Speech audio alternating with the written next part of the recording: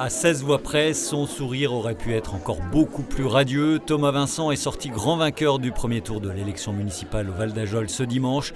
L'ancien premier adjoint, dont la démission et d'autres en cascade ont provoqué la tenue de ce scrutin de mi-mandat, est passé tout près de la majorité absolue. Aucune liste n'ayant obtenu la majorité absolue, il sera procédé à un deuxième tour. Extrêmement satisfait déjà de ce résultat. C'est du travail d'équipe qui vient de payer. Les 2 semaines qu'on vient de passer à être sur le terrain, on est très content de voir un résultat comme celui-là ce soir. Et puis voilà, aussi assez satisfait de la participation du mouvement des Ajolais qui sont déplacés aux urnes. Continuer encore le travail sur le terrain et aller chercher les quelques voix qui nous manquent, parce qu'il n'en manque pas beaucoup. 16 voix très exactement donc, sachant qu'un peu plus de 60% des Ajolais se sont rendus aux urnes ce dimanche. Une participation correcte donc et des résultats très clairs.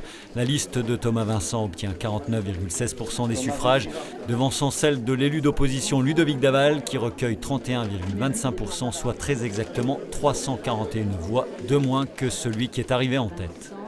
C'est les résultats d'un premier tour, donc il y a une première dynamique qui s'est mise en place, mais rien n'est perdu. On a encore une semaine pour aller convaincre les indécis, aller chercher les abstentionnistes. Je pense que rien n'est perdu pour le moment. Vous pensez qu'il y a moyen de renverser la table ?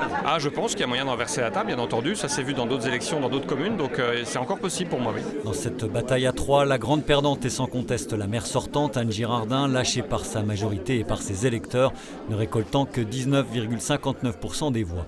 C'est vraiment inquiétant pour le Val d'Ajol.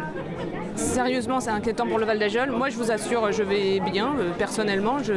Mes intérêts personnels sont ailleurs. Mais par contre, je ne pense pas que ce soit le cas de tous mes opposants. Nous avons un projet très novateur que nous avons tenu.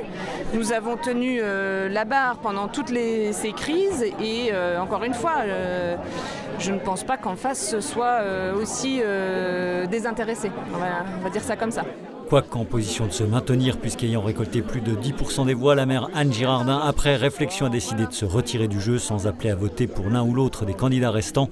Retour aux urnes donc dimanche prochain pour un duel avec un ballottage très favorable au conseiller départemental Thomas Vincent qui vise le même scénario qu'à Charmes le mois dernier, à savoir un premier adjoint démissionnaire qui a fini par prendre la mairie.